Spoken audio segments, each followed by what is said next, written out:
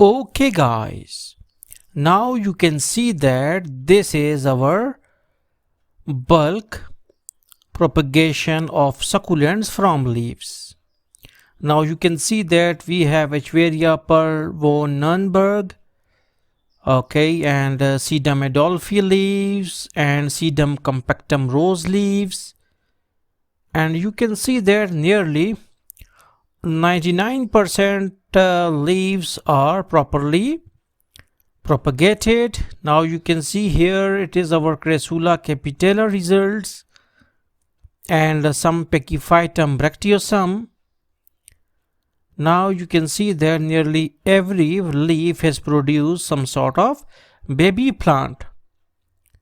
So rather than putting these leaves on shelf, it is better to place them on simple soil media, because obviously the leaves also used to take certain amount of water from it, and then it helps to keep them rigid. So thanks for visiting our channel and don't forget to subscribe.